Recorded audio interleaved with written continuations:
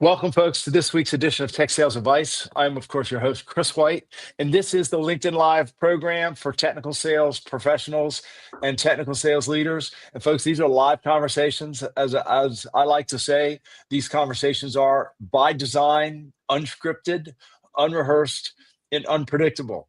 And this particular conversation is a long time coming. He and I had to reschedule from a few weeks ago. And then when we tried to get on together 2 weeks ago, we were having technical difficulties. Finally, here we are. I find myself here in Phoenix, Arizona for a workshop with a client. Tim Chin Chin is my guest. He's dialing in from London or at least near London. And we're going to be talking about his experience in the pre-sales job market. He is a senior SE or pre-sales leader. Also considers himself a quote field CTO, particularly in the European space. Tim, so good to finally have you on for this conversation. How are you doing, my friend? We're doing all right. Looking forward to the chat as well. I've got a lot of stuff that I really want to share with folks out there today as well. So I'm excited. I'm excited to unpack it. Yeah, I'm excited to unpack it all. And here's the interesting truth, Tim. If anybody's paying more attention than anybody, it's probably me. I'm curious to hear what it is that you've been seeing out in the market as a senior leader who finds himself, can I say, between jobs? And I know you may have a couple of good opportunities lined up. We're not going to go too much into that. But let's begin with the decision to look for or consider something new. How did you make the decision to leave and start sort of looking for the next page to turn? It's an interesting job market. So as I meet friends and colleagues and everyone else, it's always that moment. And I have to admit, I love the fact you use the in-between jobs comment, because some people, obviously, they'll draw the air through their teeth and suddenly go, okay, I know what that means.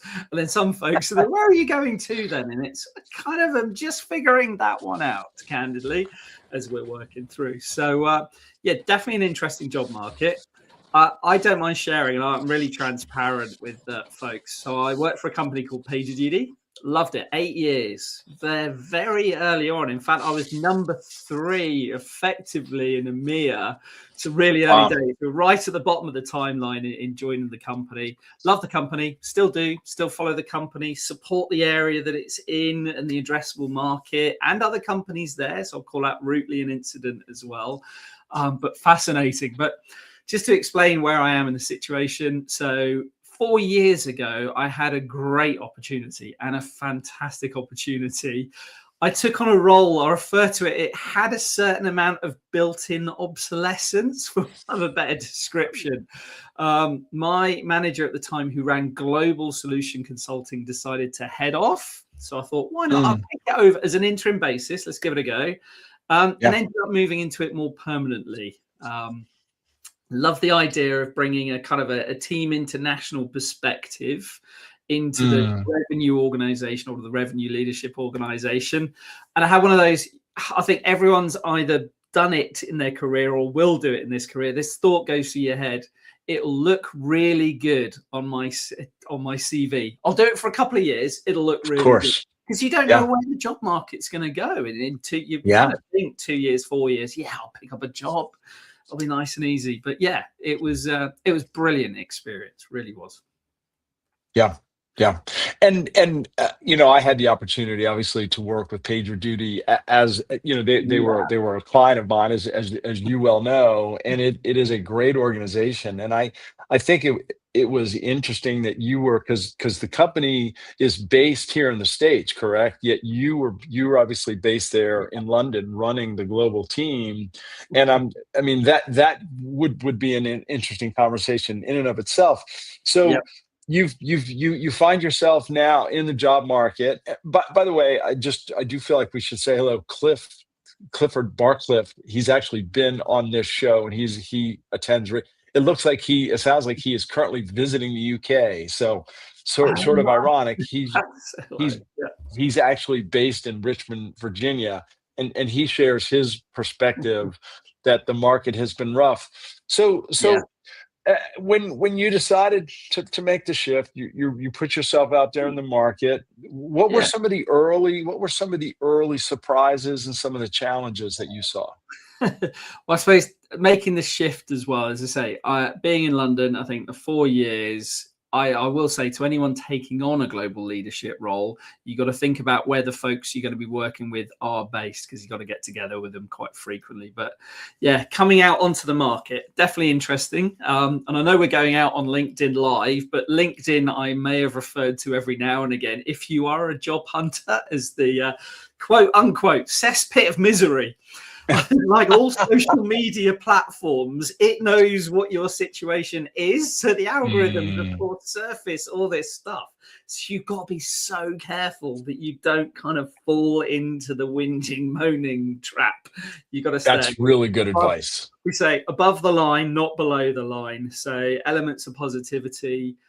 There's some great folks sharing some amazing stuff on it. So as I say, if you find yourself suddenly out of a role, and again, it's what to do as you're making that transition, and again, what to do as you go forward.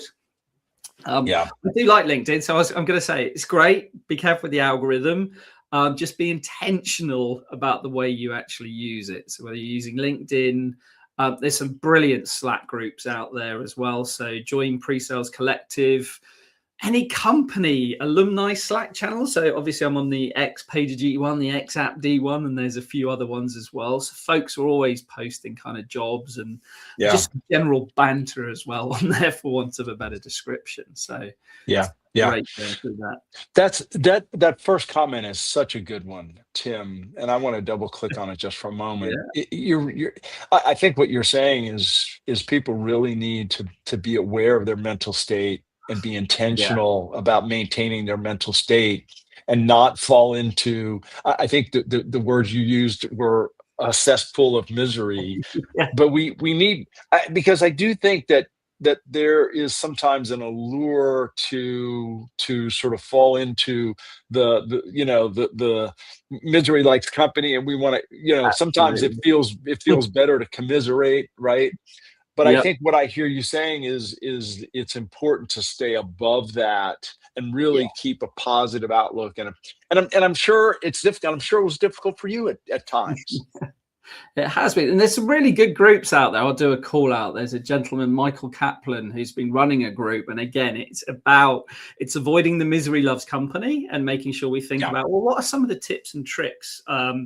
I'll actually call him out now. He gave a really good bit of advice. He said, for anyone in any role, do a generic 30, 60, 90-day plan for your role and use that as a takeaway. So once you do an interview with a hiring manager, send that over in your thank you email or your LinkedIn follow-up as a little bit of an insight into what you can bring into that company, which was brilliant. There was a number of other really good takeaways from that group as well. Yeah. By the way, Brian Oling chimed in. He said, "Go Dukes." I happen to be, and this is American college football, but my university, the James Madison University Dukes, are in the playoff this weekend. So that was a call out. Thank you, Brian, for the call out. So what were some of the other, I guess, surprises or maybe eye-opening moments for you, Tim, because I'm guessing here you are, you've been a senior leader for a number of years. You've got an incredible network. You've got an incredible resume, or CV, as you tend to say in London. You probably thought, I shouldn't have any trouble at all finding and landing my next job. And yet it sounds like your experience was not quite maybe what you thought. It's not too bad, but I will say, I mean, folks have been great and they have reflected that. So you shouldn't have an issue, Tim, whatsoever. It's all good. So I look at the market as it stands today. So let's have a little think. Nobody's leaving pre-sales jobs at the moment. There's a few, and I think this time of year I'm starting to see a little bit, and there's a few more opening up as a lot of companies are doing annual planning for next year. So candidly, I don't mind sharing, in the last 6 weeks I've suddenly seen at my level so many more opportunities opening up than say were when I started a couple of months ago. But yeah, as I said, very few folks are leaving. I even know when I worked in other places, you kind of you get worried about the quiet quitters. So who are the folks that are kind of there but not really necessarily turning up each day. When you say quiet quitters, I want to make sure everyone understands. What do you mean by, quote, quiet quitters? It's a horrible term. It's the folks that really have kind of lost. So I'm quite passionate about where I work. I feel the passion always comes along, and every now and again that little fire can go out and you just want to move on. And I reflect back, I mentioned I was Pete, I typically 5 to 8 years I think is my span. And I know, speaking to a lot of other folks that have been through their careers, they always have this figure in their head, like, how long do I last at a company before I start to think, you know what, it's maybe time to go on. And 8, my typical, I would say personally, I know that my typical is 5, my aim is 8. So I've done 2 8, and I was really happy with doing an 8. But as I say, you then find yourself out there in the market, and I think 8 years is great. I think a lot of pre-salers, so we have pre-sale skills, we have technical skills, and then we have the thing that we do skills. So I was an incident and operations expert, PagerDuty, or you could be an observability guru at Datadog or Grafana, or a security whiz at Wiz, or an identity master at Okta. So you kind of have that domain expertise as well, which means you don't leave, you don't jump around. And when you do get to that kind of director, VP, even manager level, like you've earned a lot of respect. You know a lot about that industry, as well as pre-sale skills, tech skills, selling skills, and all that sort of stuff as well. Cliff's right. Network. Wow. Network is amazing. So to anyone that has sat there with kind of like the 75 connections on LinkedIn, get out, go make some friends, because it really does make a huge difference, I will say. Well, Cliff just mentioned this. So if you find yourself suddenly looking for work, lean on your network. If you don't have a network, start building one. Being here is a good start. Well said, Cliff. So Tim, another question that comes to mind, and as you might guess, I speak to a lot of SE leaders. I speak to a lot of SEs, and I pretty frequently have people who find themselves out between jobs, reaching out to me just for a variety of reasons. And one of the trends that I've noticed is and particularly leaders who maybe are in there, or maybe just finished their first leadership role, who find themselves back in the market, they consider an IC job, or they consider maybe taking a step backwards just to help them get a foot in the door. Is that something that you considered in the least? And talk about some of the thought process that went through that for you. Yeah, no, great question. And yes, definitely. You sat there thinking, so I am a techie. I'll say I am a coder. We'll get on to a little bit of that a bit later on. I think there's been lots of conversations on LinkedIn I always see is, do you still need very technical skills when you go into the pre-sales management? I'm a fan of retaining my techie skills. So I'm still a coder. I spent some time, where's my geeky book? Oh yeah, let's go for it. It's next to your 6 habits, but there you go. Building a large language model. And I'll tell you about one interview I did a bit later on. I think maybe considering an IC role. And when I first started looking around, there weren't a huge amount of management roles available, actually. So I thought, well, maybe I could look at an IC, go into AI observability, but actually No. Personally, I was like, do you know what? I'm going to sit down and I'm going to make sure I understand the roles that make me happy. What are the roles that really get me out of bed? Because I wouldn't want to commit to a company and then turn around in 6 months and say, yeah, I've found it now. It's just opened up. We'll see you on later. Yeah. And to that point, another lesson learnt. I do have a financial advisor, and we've always talked about the idea of, and if folks are in a role today, always think about, have you got at least 3 months in the bank? Because that's the other thing, is if the roles aren't there then and there, and you've left yourself a little bit financially high and dry, you've got to be damn careful. So I've always had at least that ethos as well. Yeah. I'm sorry, go ahead. No, after you, Chris. Well, you were mentioning considering what it was that you were looking for, or the things that you thought you would be satisfied in. How intentional were you with defining your requirements of either a job or a company or an opportunity, etc.? Oh, it's loads of it. So first off, when you get off the roller coaster of the back-to-back Zooms and Teams calls and all those horrible virtual things that we do day in, day out, I will say I love seeing customers face-to-face, but an awful lot of the job turned into this. You get a lot of time for self-reflection. Another couple of other tips I'll put in there as well, and I'll get to the crux of the question. I did do early on I applied to quite a few roles. And I did apply for a few IC roles just to have a little look. And it's good interview practice, because candidly, if you've been in a role for 8 years, you've probably done some internal interviews to get up the promotion ladder. But to do a really rough interview with another company, with another individual, someone who likely will have a completely different interview style to yourself, then it is really good practice. Just screening interviews. Building a network with recruiters. So interestingly, I had a recruiter that I met a couple of months ago. They put me to one side and is in the last week come back to me to say, we found out of something that's not even on the market yet, but you came top of mind. Wow. That I'm thinking of you, and maybe we might not even put the ad out there. So let's have a conversation, Tim. And that's the sort of thing that you really want to start seeding. So the first month it was, apply for quite a few things, just have practice, see what's out there, build the network, build the recruiter network. And then I sat back with just a pen and a piece of paper to think, what is it that I really want to do? What is it I enjoyed most in my career?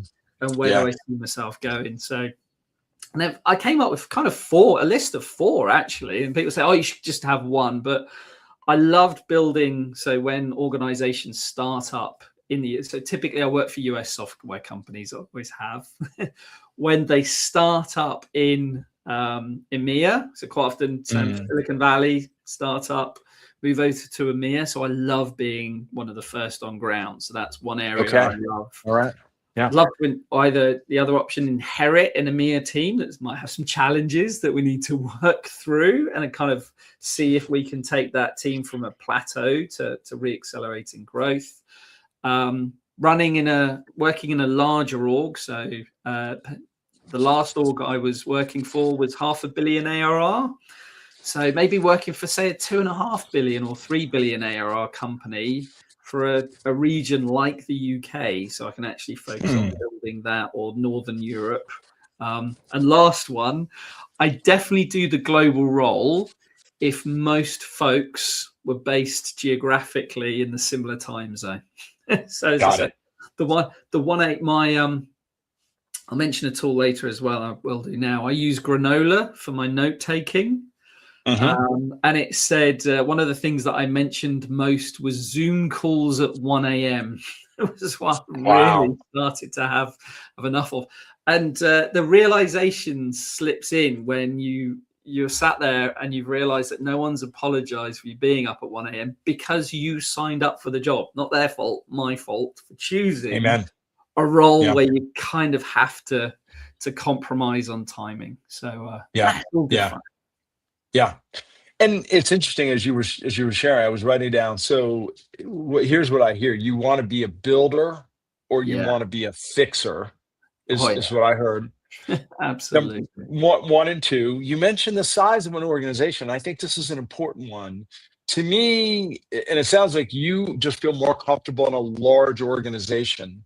And to me, what that means is there's process in place, there's structure in Yeah. place. You're not trying to figure everything out internally, so you can build within the confines of an existing structure. Is that a fair thing to Yeah. say?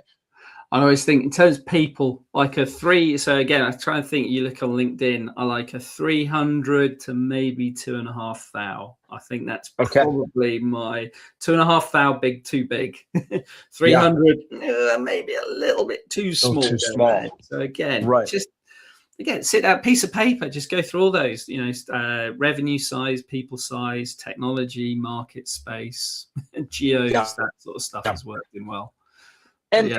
you were talking about sort of the not the technical skills, but the domain. It sounds like for you, being in a specific domain also felt important. Yeah, in that kind of operational space. So I like code, I like operations, that sort of domain has Right. been pretty comfy in, or geospatial as well. I geography degree in mapping systems for 15 years, so that sort of area is always good. Yeah. I always say there's a couple of other tips as well. I'll go off on a minor tangent. I like to build brand. So I always think about whether it's my Mm, brand or folks that work for me. I always encourage anyone that works for me, think about what your brand is. If you mm. haven't done it as well, I know you've got one, but register a domain. My parents very usefully gave me the ridiculous name of Tim Jim Chin Chin. Yes, my middle name is James. So That's yeah, I hysterical. registered. That's great. I registered timchinchin.co.uk. So if anyone gets bought, no HTTPS. I need to put a cloud front in front of it. But you go HTTP // whatever www.timchinchin.co.uk. I've Yeah. put like some blogs up there. This will go up there. I've put a load of the various presentations that I've done as well. So think about building your brand. Recommend to anyone as well. Make sure for certain things, you can't always use Gmail addresses. I put on one of Mm, my LinkedIn posts that you can't sign up for a free trial. You want to look at someone's software. You're interviewing with them. You're like, I want to see what mhm. your trial experience looks like, or I want to look at all your last summits just so I can get some really good insight into your customers, some of the technology you're going, the roadmap that you probably announced this year. You can't use a Gmail address. So you do need to Mm. have a business address. So definitely I would suggest sign up for your own domain with your own email and just a landing page at least that someone can Yeah. hit. So Yeah. that's Really, here's what I hear you saying. In essence, you went into business for yourself in order to sell yourself. I yeah. mean, is that too far of a stretch? Boom. We had a long conversation on one of our forums, which was should you put the green banner on, the infamous Mm, open to work.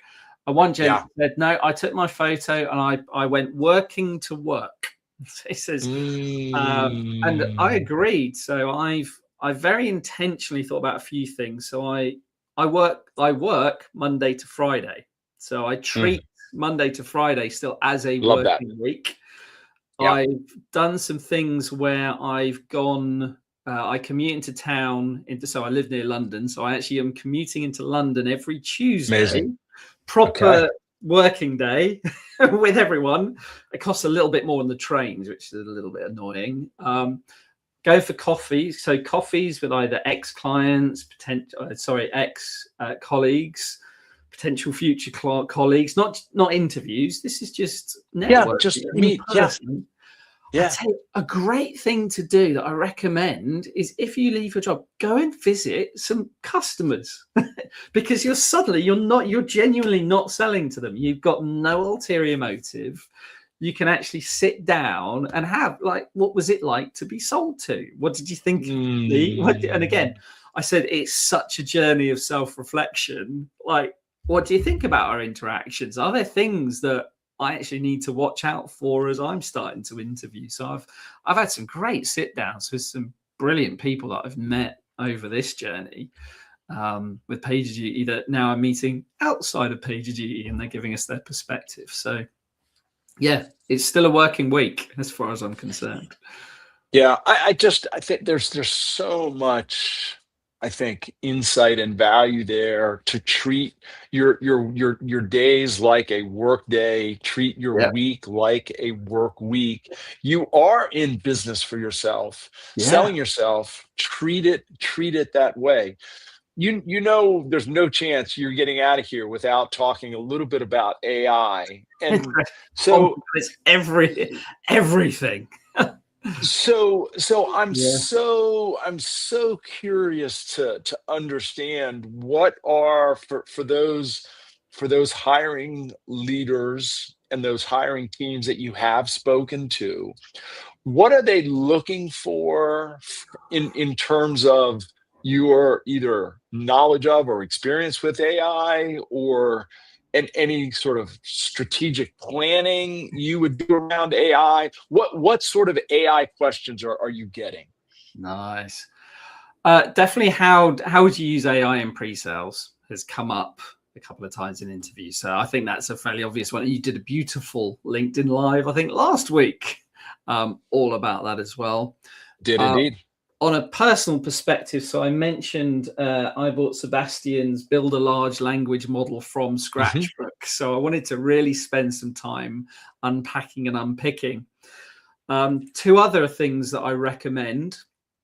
So I mentioned I commute into town on a Tuesday, do a full working day, and actually go beyond. So Tuesdays and Thursdays are, if you live near a great city for meetups, then go and attend a meetup. So I've done a LangChain meetup. I'm doing one tomorrow, which is building an MCP server. So Solo.io are running that.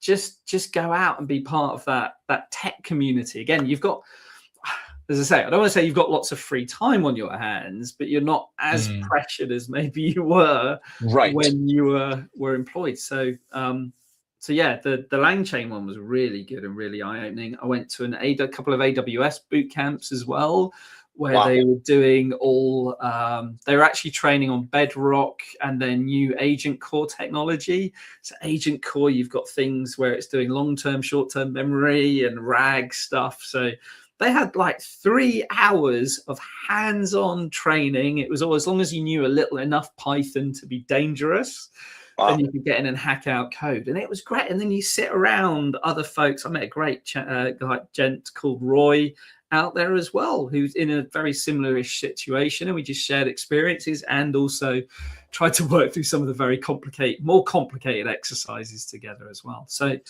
great learning opportunity. So that's meetups.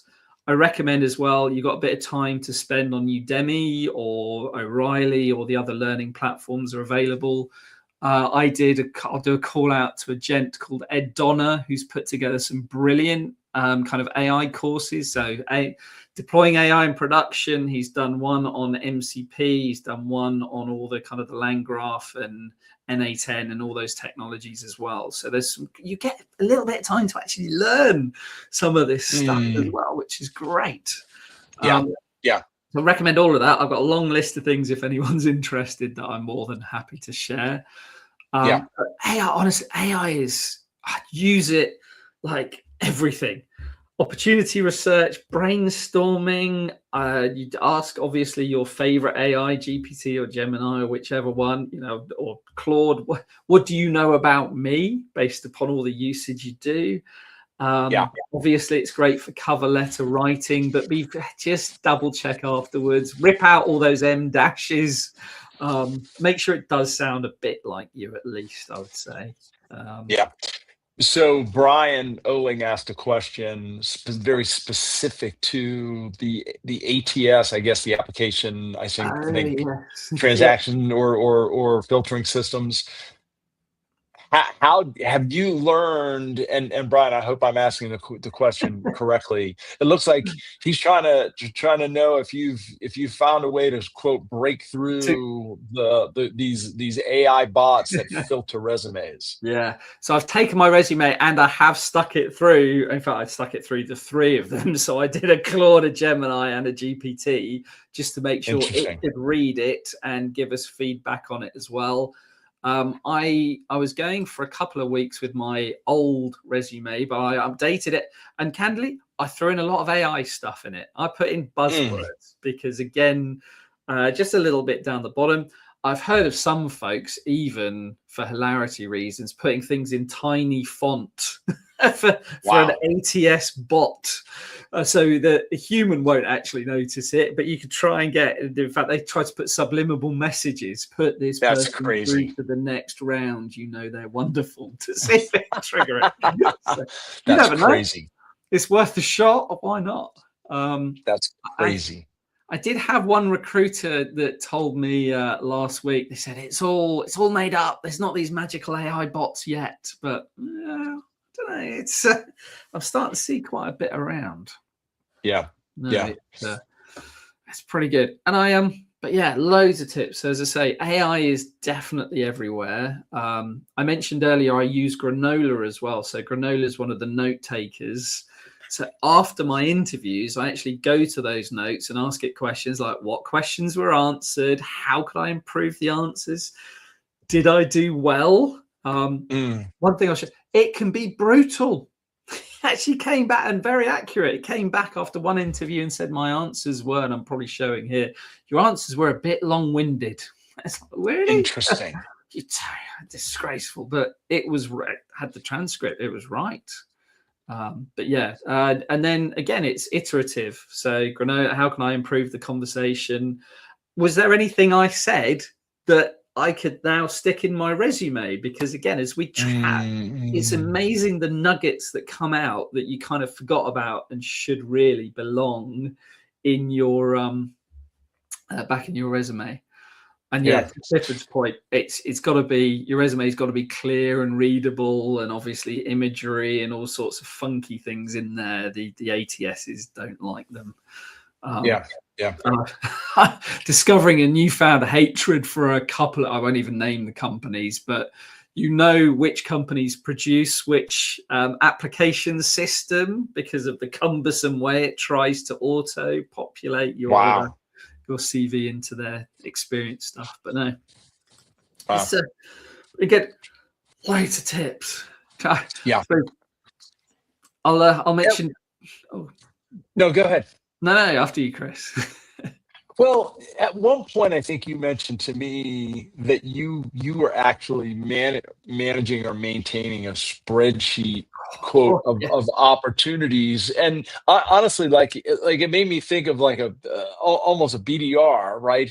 With a sort of a list of leads and a list of opportunities, and you're sort of so talk through that a little bit. Yeah. How intentional and structured were you in that regard?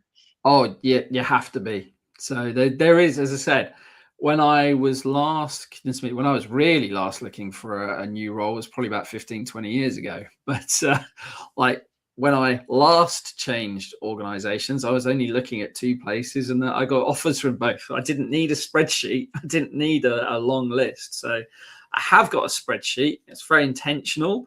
I label the organizations that either in progress. I use the term unsuccessful as well. Rejected has a very negative connotation. And to your point earlier about that kind of mental health, you don't want to just look at this, see if rejected. Right.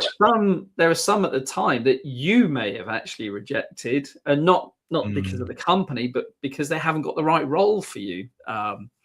Let's call it out. The compensation band might not meet where you need it to meet, but you never know. Keep an eye on it. Something could come up in the future. Yeah. One thing I found really useful, which I thought I really liked, I've used three recruiters. I've used a few recruiters, but three in particular over my career. And they were actually open to me sending them an email every Monday. I'm like, yeah, we don't mind, Tim. It'll be in our inbox. It's really interesting to see from your perspective what the market looks like. So every single Monday for the last 12 odd weeks, I think I am on to my 12th, I have sent them a progress or a status update. Wow. They've always responded just with a couple of tips. And have you tried this? So it's always, what's my current status? Have any dropped off that I was mentioning last week? What's my plan for this week? Who am I going to pipe gen into? What's my plan for my Tuesday visits? What's my meetup? Am I doing a LinkedIn live session or a podcast? They've been great, and it kind of keeps me honest. And I've also found I've fed that data into GPT to say, well, what do you think I'm doing right now? Is there tips or tricks? So keeping that regular narrative up as well as keeping me honest and keeping me on track with it as well. Yeah. They've I been have another question for you that just came to me, and that is, after having gone through this, and you've been at this or between jobs now for how long? It's 3 months. So it's been 3 months. So it hasn't been. I know Cliff has been between jobs a little bit longer. So it hasn't been a tremendous amount of time. But I mean, 3 months is that's a quarter of a year, right? Yeah, it's a quarter, right? When you do land in your next position, which I feel reasonably confident is going to happen sooner than later. Yeah. Will you change the way you interview, or will you change the way you resource or look for candidates based on what you've been through in the past 3 months? Wow, that's a beautiful question. Yeah, I tell you what, I won't leave the reality of being on the other side and having when you're an interviewer, a week between an interview feels like nothing when you're on I'll call it the corporate treadmill. It's all good. I love the corporate treadmill. It keeps us active and fired up. But actually, as a candidate, that's a killer. It really is that feeling of some people going about this ghosting thing. And I'm still trying to figure out if it's really a thing or whether just folks are busy. I don't think anyone's intent. We're all human to each other. We're all leading, hopefully, with empathy. I don't think anyone's intentionally ghosting anyone, but you can just get distracted on other stuff. And before you know it, a week's gone by with action. So I will say there's nothing wrong with chasing up. And in fact, I like the fact most companies use an internal recruiter because you can be a little bit more chasey with them. Right. I'm very British, so I always got to think about I've done a lot of reflection on my sales skills, and you're trying to think, am I doing the right level of pipe gen and reaching out to folks? Am I now gone the other extreme of, am I now hounding and actually starting to irritate people? Where's an update? What's the next step? Which is very much it. That's very salesy. Yeah. And as I say, applying your sales skills, I think, can be a real bonus. But I think also as well, you've got to be a little bit careful.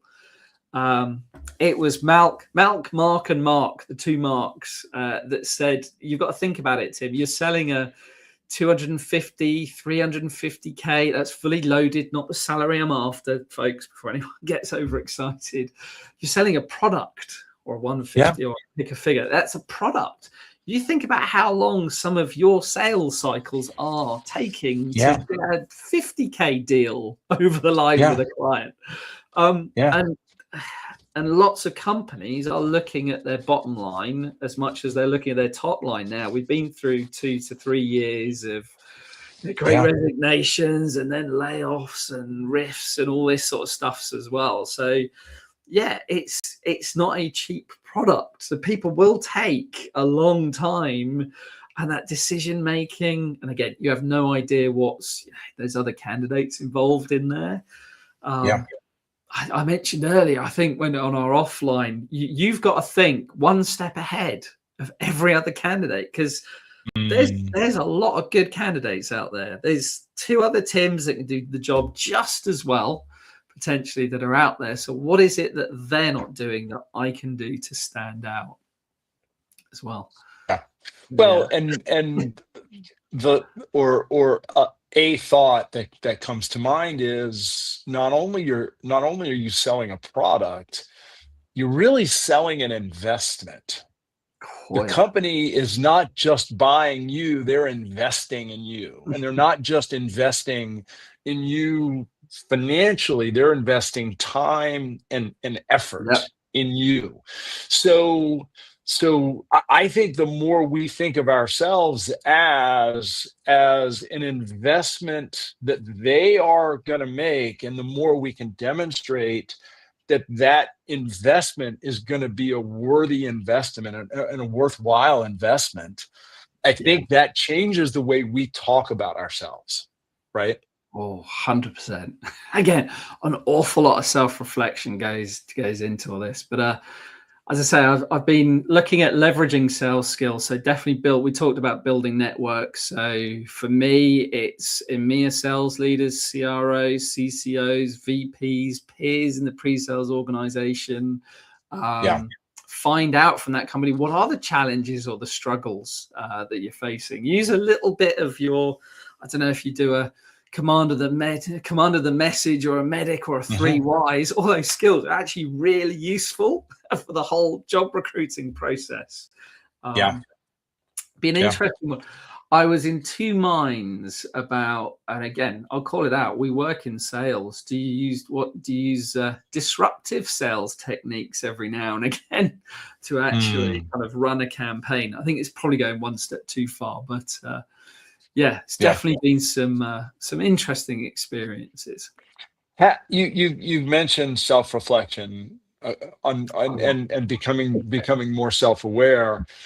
Is there anything that maybe you've learned about yourself that maybe you hadn't thought of in a while, or has there been any part of this that has made you yourself grow? Oh, it's been a lot. A little bit of making time for yourself. So actually on the Mm, personal front, I will say as well, when you do get a little bit of time, I've made sure I actually joined a band, which was great. So that's fun. been out gigging, done a couple of gigs, did one to And four. what instrument do you play? I mean, you Uh, can't say that without, what's that? we're a There it is guitarist. right Oh yeah, you there. can't see Yeah. half of them in the background. They're three of Yeah. about 16. Yeah, we did a gig to about 400 folks on Sunday night, actually, which was good That's fun. I fun. quite enjoyed doing that. Yeah. Getting out That's and about. fun. So yeah, you've got to invest in a little bit in yourself as well, and make sure that's up to date. I mentioned earlier about interview styles and approaches. Mm, mm, I still quite like the way I interview, I believe. I do really well interviewing with people that interview like me, which is a strange thing. So mm, I'm quite a conversational interview. I have lots of things that I'm looking for and cues, but I don't go in necessarily. It doesn't appear I have a structure, but I do. I tell you what, one thing do I say this? I've developed a hatred for some of those behavioral questions as well. They're great. I've got a list up here just in case every now and again. I've actually got them pinned up against my wall. But I'm interviewing with folks that will ask a behavioral question, listen to answer, behavioral question, listen to answer. And that's making me cringe a interesting. little bit. So Yeah. yeah, I'm definitely going to change the way that have a look at the way I interview when I get into Mm. those again. Have there been any particularly unusual interviews, or Yeah. have you found yourself almost disqualifying them as much as maybe they're disqualifying you? I've had some crackers. So depending upon where your role is, so quite a few of us, and I will say, is if you hold a leadership role, learning a little bit of humility definitely doesn't hurt as well when you're going Mm, into some of these things, because you've got to think about what are your strengths or I should say weaknesses. I'll say what needs improvement. yeah. I've definitely been into. It's like some of the LinkedIn debates seem to spill into interviews. So Okay. I had one which I'll call out where we got onto a conversation about metrics and measuring SCs. I was into the CRO and into the CEO actually for 6 months of my time in my last place. And if you turn up, so some of our SC metrics I love, but if you go to a C level with some of them, they are just about, it's about revenue. It's about how much have you brought in? How much are you going to bring in? They might be vaguely interested in utilization, but candidly, that's my problem to figure out, and the rest of the pre-sales organization. So I ended up with one individual. I was asked, what do you measure on? So I started on revenue. And they actually said, this is a terrible quote. They said, revenue is for sales. We worry about tech wins. So your answer is wrong. So we then actually got into it. That's quite a Boolean thing to say it's wrong. I still think revenue definitely plays a part. So we ended up having, I'd politely call it a heated debate. I felt it was an argument towards the end. So I ended up qualifying. Interesting. Yeah. They also, what's the classic one? They're also not a fan of Gong. I quite like Gong. I really do. And I controversially say I love Gong, but I don't watch any of the videos. Because the AI in Gong is so good now. It can tell you everything. You don't, if you sat there watching an hour's worth of a call, then that's an hour down the drain, because it can analyze the transcripts, it can tell you about clients, it can tell you even about your individual's behavior, where the coaching stuff can help. It's so good. But I had someone say, I've done this thing for 10 years. I don't need a Gong to tell me what to do. It's okay. Well, and again, that's really good. If that organization is going that way, then you know what?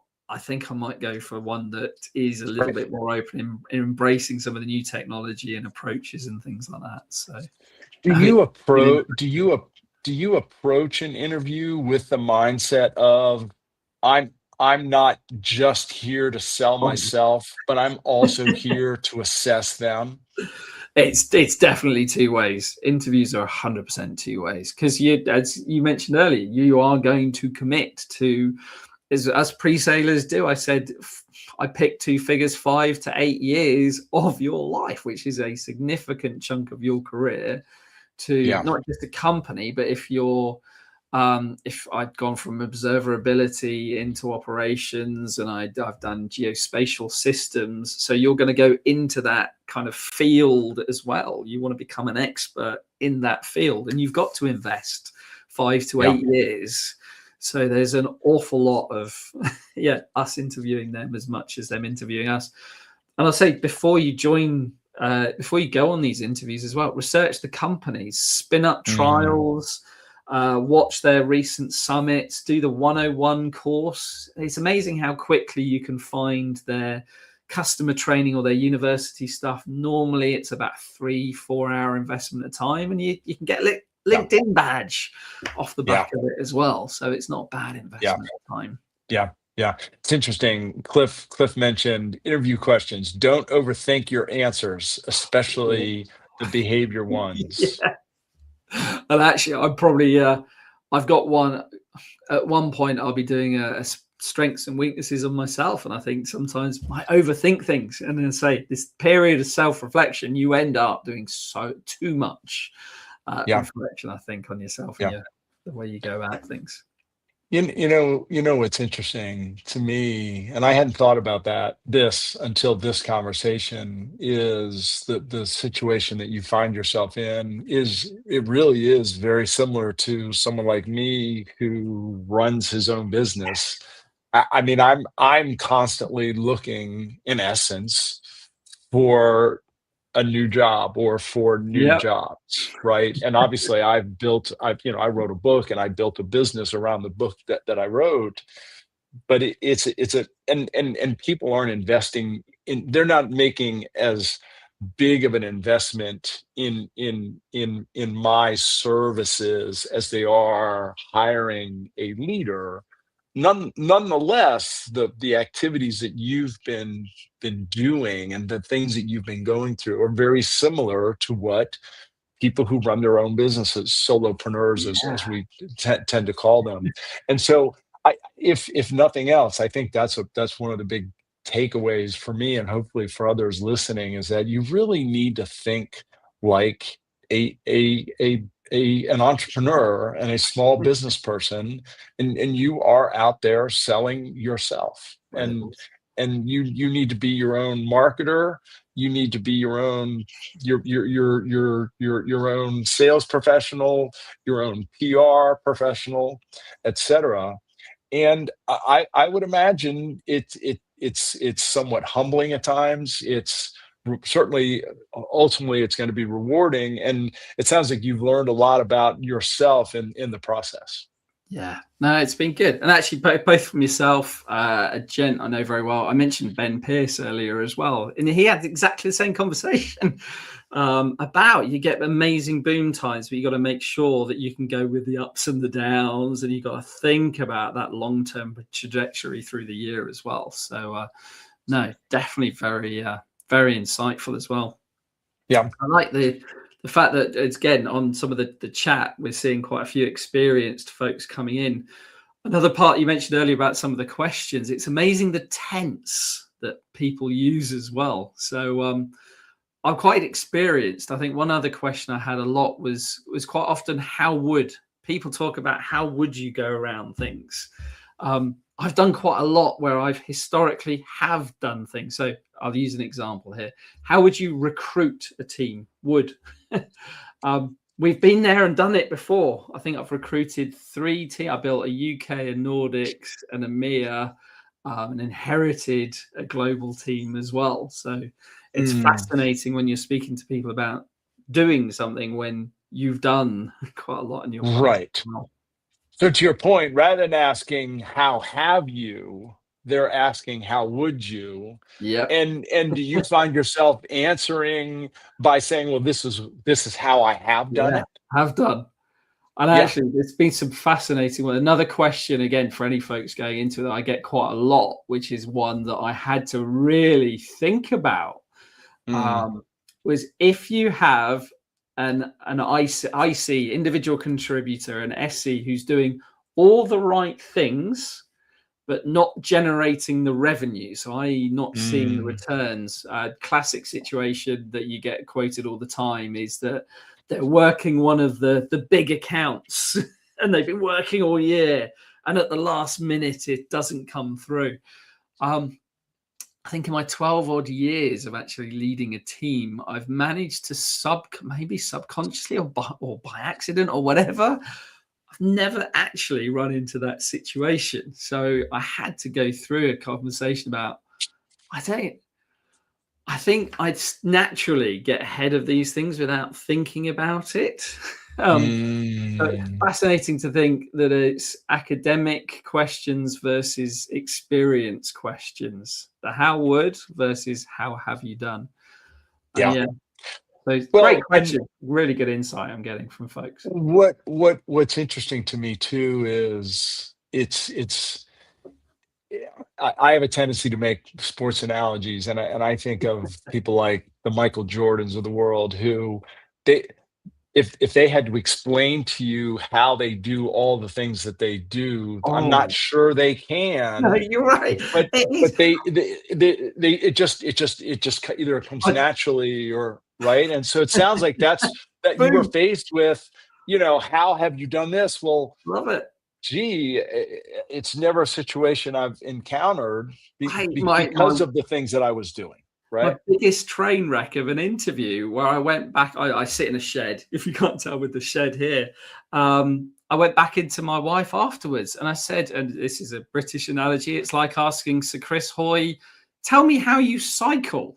And it's like, you want to Right, ask Chris, like, how do you gain the extra 1 millisecond? How do you fine tune this? How do you do? So you want the detailed questions, not the broad, oh my God, that's what I've lived and breathed for the last 12 years. right, How do I break down all of that into a simple, discrete 5 minute right. answer to your question? Oh, you shouldn't ramble for 5 minutes, but yeah. Right.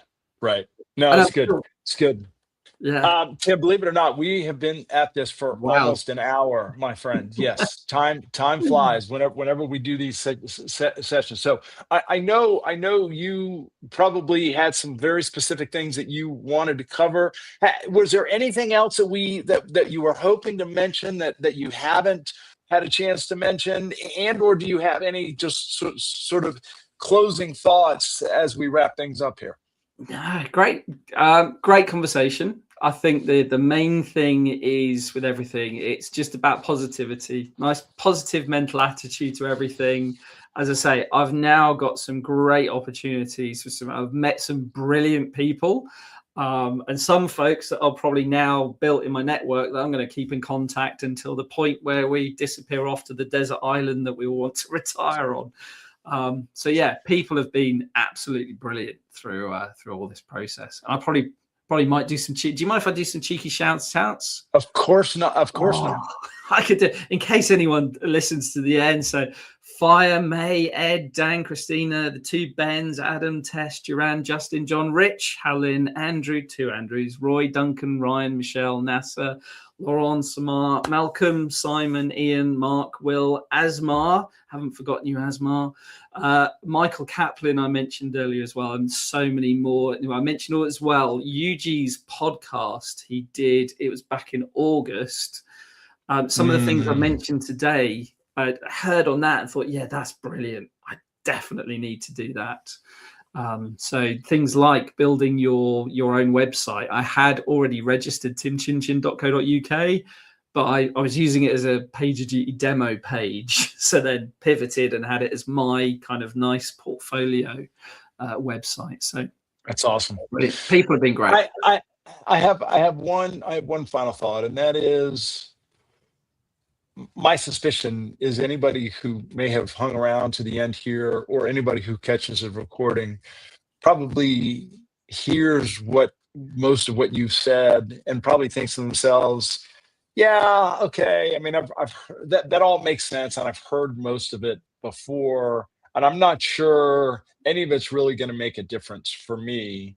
And my suspicion is there's a difference between knowing the things that you've been talking about and emotionally buying in and Yeah. emotionally committing to it.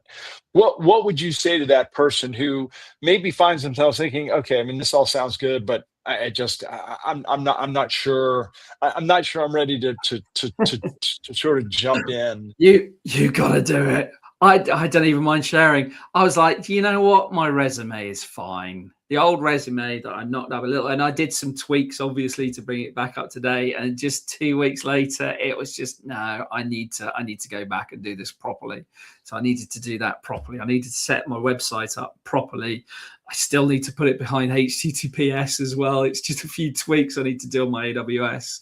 So yeah, you've definitely got to invest the time and go that extra mile. It is, I'm not going to lie, it is a competitive job market at the moment. There is some amazing talent on the market. It's a buyer's market, easily, without a shadow of a doubt. That is what I'm seeing at the moment.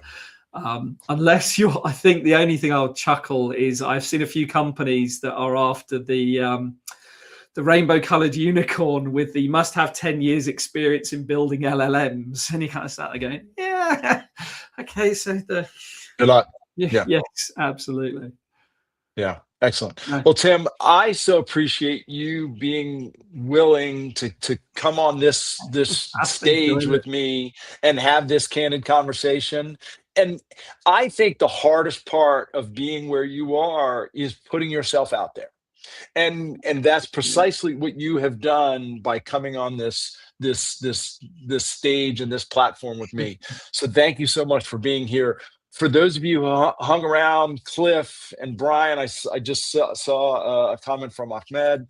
Thank you, folks, so much for joining us. Again, you can follow Tech Sales Advice on LinkedIn. You can go to techsalesmastery.com to learn more about the work that I do. And of course, you can connect with Tim online if you want to find out or have a conversation with him. Tim, hang around backstage just for a minute so we can say a proper goodbye. Folks, this wraps up Tech Sales Advice for the year. So I'm going to bid you all a Merry Christmas for those of you who celebrate Christmas. Happy Hanukkah if you celebrate Hanukkah. Happy holidays regardless. I will be back in January to kick off the seventh, I can't believe I'm saying this, the seventh season of these LinkedIn Lives, which is unbelievable to me to be even saying that. Tim, thank you so much for being here. To everyone else, happy holidays and be well, folks. Hey, see y'all.